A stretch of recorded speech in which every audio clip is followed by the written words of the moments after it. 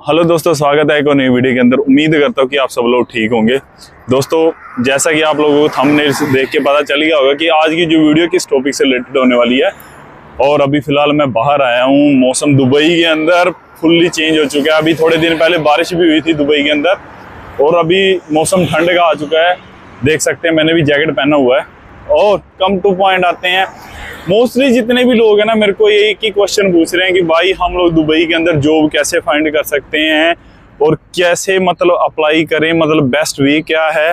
क्योंकि दुबई के अंदर अभी फ्रॉडबाजी बहुत हो रहे हैं। कुछ लोग क्या करते हैं, पैसे ले लेते हैं, कुछ आदमी को इधर बुला लेते हैं, पैसे भी ले लेते हैं, लेकिन उन लोगों को काम वगैरह पे नहीं लगवा के देते। तो आज की इस वीडियो में मैं आप लोगों को बताऊंगा दुबई के अंदर सबसे आसान तरीका और सबसे सही तरीका जॉब ढूंढने का, और आप लोगों के पास डॉक्यूमेंट वगैरह क्या क्या होने चाहिए।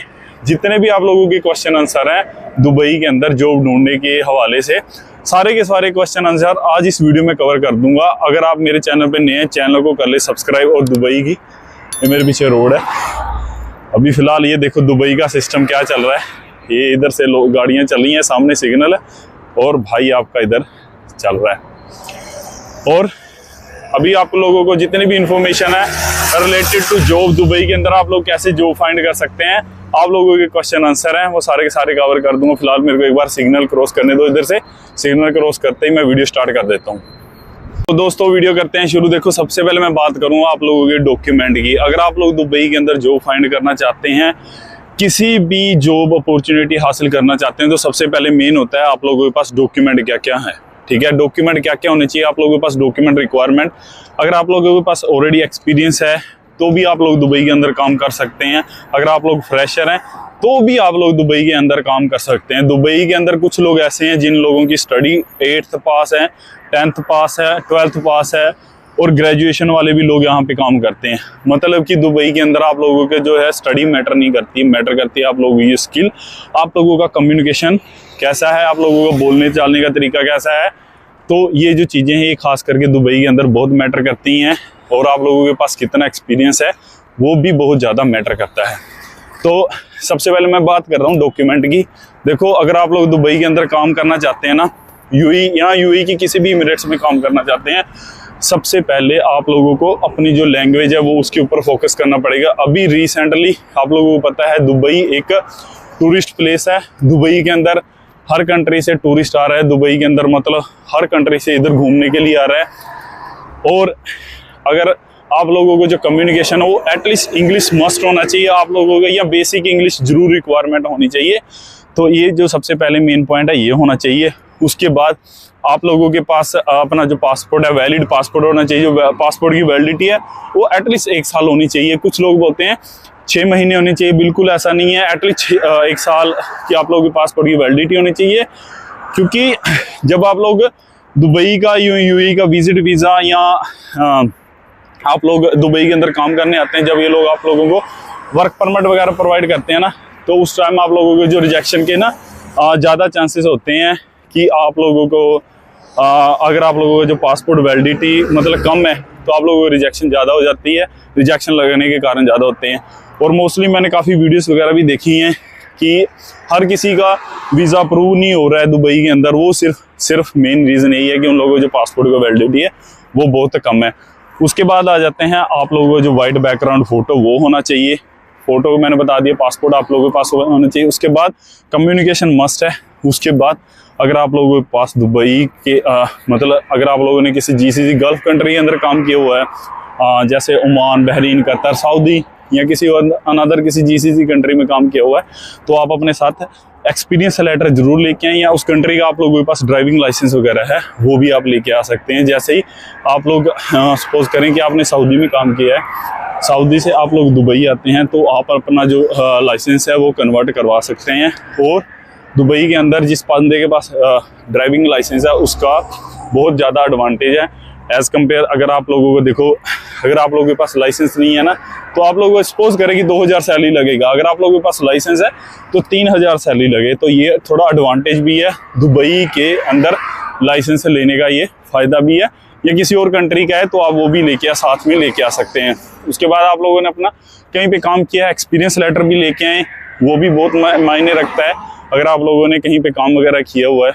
उसके बाद कम टू पॉइंट आते हैं कि आप लोगों ने जो फाइंड करनी है, किस एरिया में फाइंड करनी है, और अभी रिसेंटली किस कंपनी में ना वैकेंसीज वगैरह चल रही हैं।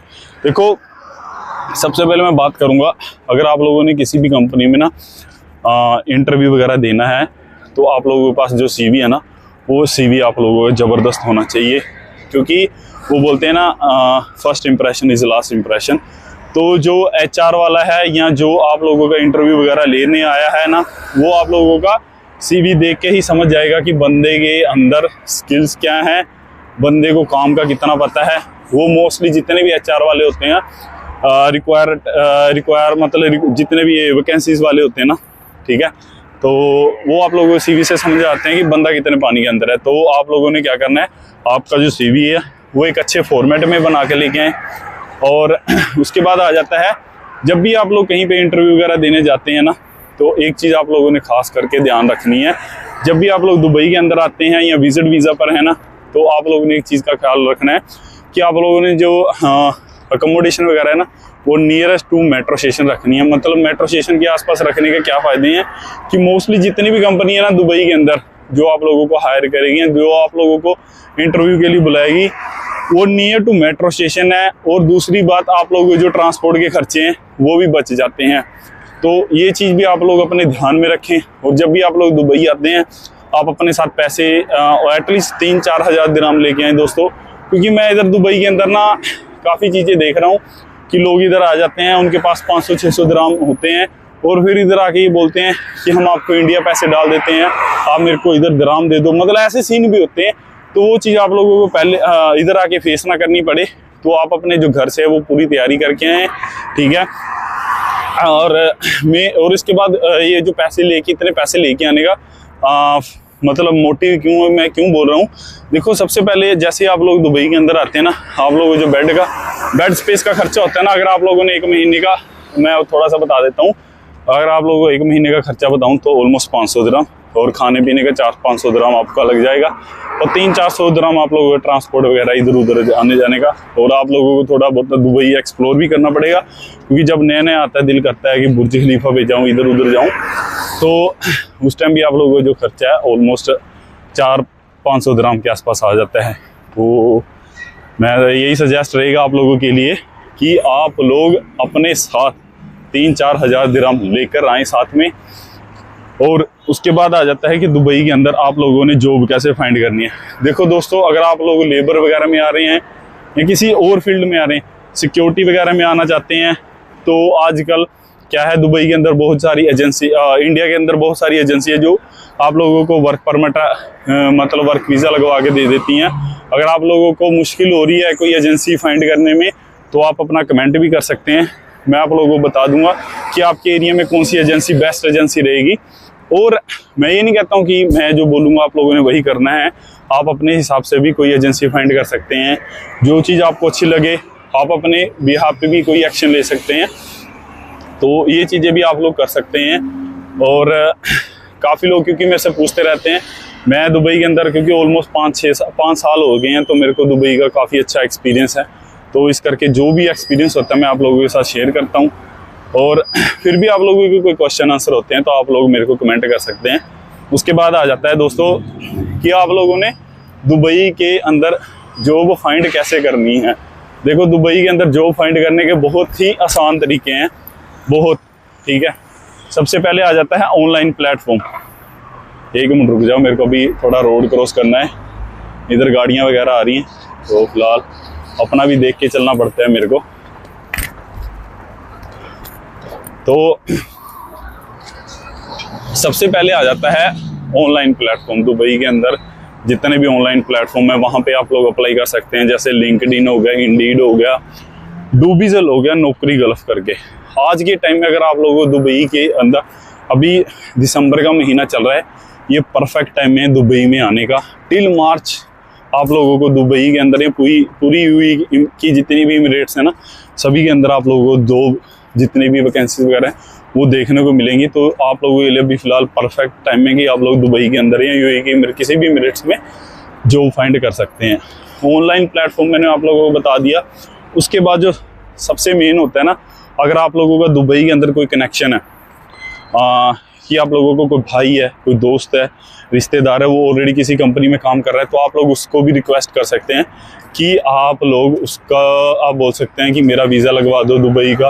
वीज़ा नहीं, मतलब कि किसी कंपनी में मेरा इंटरव्यू करवा दो। जो बंदा दुबई के अंदर ऑलरेडी 4-5 साल लगा लेता है किसी कंपनी में, उसका किसी ना किसी कंपनी में कोई ना कोई लिंक बन ही जाता है, चाहे वो HR के साथ हो या किसी और कंपनी में, लेकिन वो किसी न किसी को जानता है जो आप लोगों का काम करवा सकता है।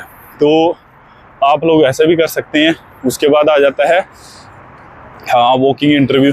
UAE के अंदर, दुबई के अंदर वॉकिंग इंटरव्यू वगैरह भी चलते रहते हैं, तो आप लोग वॉकिंग इंटरव्यू में भी जा सकते हैं।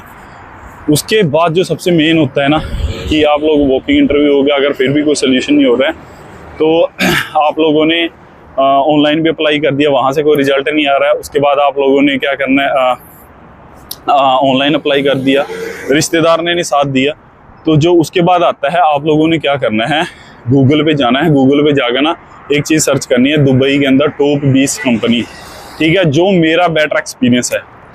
आप लोगों ने टॉप 20 कंपनी सर्च करनी है। सपोज करें दुबई के अंदर एक काफ़ी फेमस कंपनी है, इमिरेट्स कंपनी है, तो आपने क्या करना है, इमिरेट्स कंपनी सर्च करना है। इमिरेट्स कंपनी कैरियर सर्च करके वहाँ पे आप अपने जो डॉक्यूमेंट वगैरह है, अपना जो एक्सपीरियंस है वो आप लोगों ने शेयर कर देना। मेरे हिसाब से आप लोगों को जल्दी ही वहाँ से कॉल आउट वगैरह आ जाएगा। और बेटर मतलब 3-4 तरीके हैं जो मैंने आप लोगों को बता दिए हैं दुबई के अंदर जॉब कैसे फाइंड कर सकते हैं। अगर आप लोगों को फिर भी कोई चीज़ समझ में नहीं आती, डिस्क्रिप्शन में मैंने अपना इंस्टाग्राम का लिंक दिया हुआ है, आप लोग मेरे को वहाँ पे भी कनेक्ट कर सकते हैं। अगर आप लोगों को किसी प्रकार की फिर दुबई के अंदर या UAE के किसी इमिरेट्स में किसी प्रकार की प्रॉब्लम आ रही है, भाई को आप लोग इंस्टाग्राम पे मैसेज करें, जितना हो सकता है मैं आप लोगों की मदद जरूर करूँगा। और आज की वीडियो में बस यही था कि आप लोग दुबई के अंदर जॉब कैसे फाइंड कर सकते हैं। 2-4 तरीके मैंने आप लोगों को बता दिए हैं। अगर आप लोगों को वीडियो अच्छी लगी, वीडियो को लाइक कमेंट शेयर जरूर कर दें और सब्सक्राइब कर लें मेरा यूट्यूब चैनल। Thank you.